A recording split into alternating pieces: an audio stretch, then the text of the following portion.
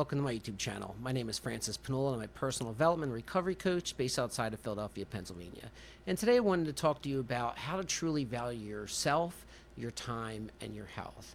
And I think that I can talk about a lot of different concepts, whether it's acceptance, self-care, lifestyle balance, coping, and people can listen to it and you hear it, but it's not until you truly understand the value or how beneficial something can be, I think, that you start to really try and integrate it into your life and enact it in your life, and by hopefully conveying how truly valuable these different things are, can help you think about them in a new perspective. So let's get started. All right, so let's start with first how to truly value yourself. And this is important because I know people and I've worked with people that kind of put themselves second to others constantly. And then they'll feel maybe resentful, upset, angry that, I'm not taking any time for myself and I neglect myself because I'm doing all these other things. Like, okay, so learning how to value yourself, and it's okay to put yourself on a level with others and to prioritize yourself a bit, because it helps to, for the longevity of this whole thing, helps you avoid burnout, but that, you have abilities, knowledge, and experience that you bring to any situation, that you bring to a team, that, you bring to problem solving, that you just, that you carry with you innately. And learning how to value that and valuing yourself and who you are, can be very beneficial to not putting yourself second. Because if you have a negative self-view, it's going to interfere with your ability to actually value yourself. You also have a responsibility to yourself to spend your lifetime in a way that leaves you feeling fulfilled. And I talked about this in a previous video. They've done studies on fulfillment and asking people the things that leave them fulfilled. And it's very important, in order to be able to make peace with yourself and your life, especially towards the end or at different stages of your life, to understand your value, to understand, your goals, to understand yourself in order to have more peace and to have more fulfillment. Because the more true you are to yourself, your own ideals, your own values, your own goals, the better you feel. And I think that when you get to feel the positive reinforcement of working towards your goals and working towards your values and how fulfilled you feel, it raises your value of yourself, because once again you see how beneficial these things are, because it's improving your quality of life and helping you towards your goals. So let's talk about valuing your time. And this actually came up recently in a group I was doing, and people were talking about learning how to value your time. And for people that have, kind of wasted time, whether it's, in substance use in this case, or maybe you're just kind of sitting around hanging out with friends playing video games, or, maybe you're just kind of overworking when you're not really being compensated for all these different things, and recognizing that your time is finite. You only have 24 hours in a day, minus however much you sleep, to get things done, to do these things, to work towards your goals, to practice your self-care, to work on your health, to learn, to watch videos, to learn coping skills, to have some leisure time, all these different things. And you can only do so much in a day, but learning how to manage your time. And if we don't have an appropriate value of our time, if we're just kind of just throwing it away, giving it away, that's how all of a sudden we look back and suddenly a year has passed, a couple years have passed, and we haven't made any progress towards the things that we truly value, the things that are going to bring us fulfillment. So learning how to value each day and the time I have in each day that I can spend working towards my goals. How can I invest an hour today towards something that is going to pay off a year from now or months from now? But learning how to value that time, like, it's like in a bank, that I block off this much for sleep. I try and sleep 8 hours, maybe it's like 7.5, but I block off 8 hours for sleep. Maybe you have travel time, work time, and then I have this much hours in a day. So you have 8 hours of sleep, 8 hours of work, 8 hours left. Okay, maybe you have 2 hours of commute, of 6 hours. Maybe I spend an hour and a half working out, an hour and a half just preparing, doing things for the next day. I have 3 hours. I can choose to work on my self-development, or I can,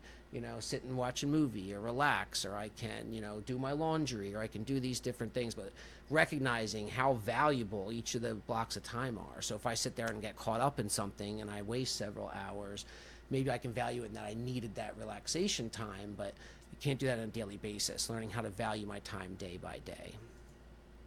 And with valuing your time, it's prioritizing your long-term goals. How can I spend time today that's going to help me towards the things I'm working on that'll bring me fulfillment, that'll bring me joy, and how do I make it sustainable? Because suppose I'm take sleep out of the equation. I'm just going to work this time. I'm going to go to the gym and I'm going to spend time with my friends. I'm going to do all this and have a social life, and then I'm not sleeping. Eventually, I'm going to burn out. Eventually, all that's going to come crashing to a halt.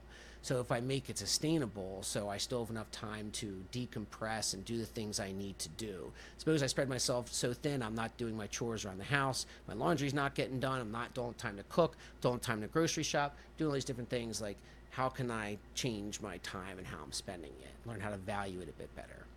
And next is like the oxygen mask rule. And for those that are unfamiliar, the oxygen mask rule is if you're in a plane and it loses cabin pressure, if it loses oxygen, the first thing you do is put on your mask. Suppose you're sitting, you're with your child and you go to reach and grab their mask and put it on first, you may pass out before you achieve this goal. So you need to put your mask on first before you can actually help anybody else. And the same is true for the rest of life.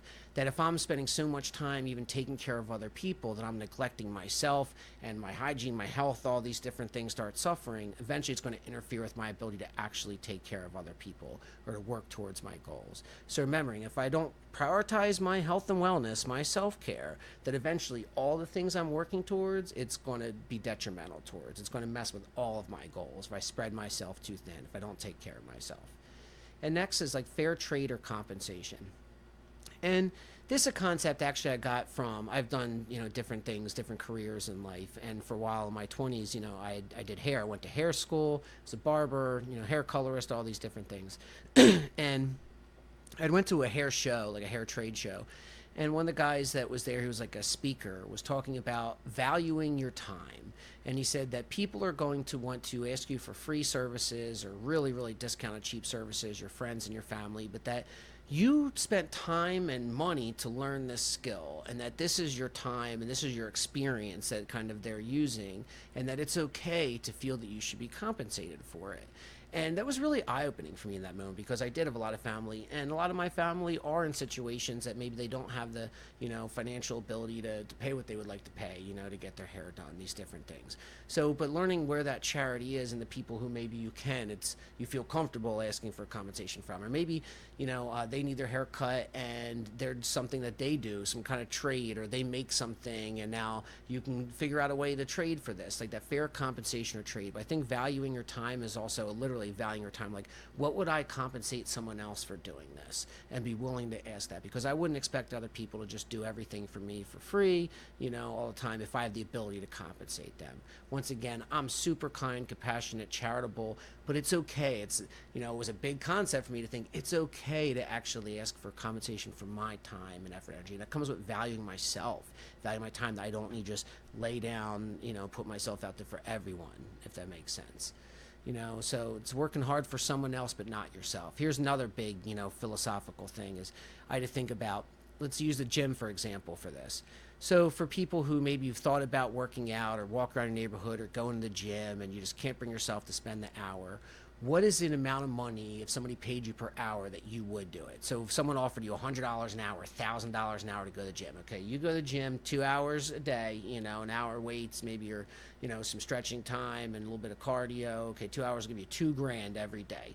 People jump on that. They'd be there 5 days a week, sitting there making 10 grand, okay? But they're not willing to do it for themselves if they're not getting paid, because they value the money more than their own health and wellness.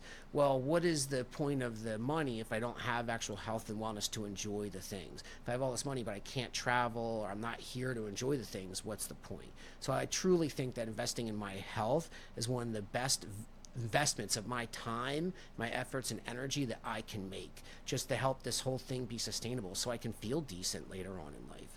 I'm putting money and putting time in the bank now towards my health and wellness, so that way I won't be in such a situation later, because I value my time. Yeah, I'm valuing my 70s, I'm valuing my 60s, when I'm older later in life, that I want to be able to enjoy this time if I'm still around. So that's why I'll work towards my health and wellness in order to better achieve it. So all the money in the world's not really going to matter as much to me then if I can't walk or can't do anything to enjoy this stuff, So, and it goes with anything, you know. So I use the example of, suppose you're a contractor, you work on houses, and if somebody else is paying you, you'll make their house look beautiful, but your own house, you don't spend the time and the energy. Maybe you do have some extra time on your hands, and you could be doing these things, but you're not, because you're not valuing it. But if you would actually work on your own stuff and make it look like theirs, you're like, wow, look what I did. And I did it for myself, you know, save money, value my time, you know. Or maybe you decide it's actually better to, maybe your time is more precious and you have more fun, so I'd rather pay someone else to do the things for me, learning what the value of things, you know, what works for you. And I could go on about this one, valuing your health. It's the only way this whole thing can continue. Whatever your goals and values are, you know, you kind of need your health in order to be able to keep putting forth the effort and energy to work towards them, right? Even if your goal is to help others, you can't do that if you neglect your health. And I know wonderful, kind, compassionate people who will spread themselves so thin helping other people that it literally starts to affect their own health.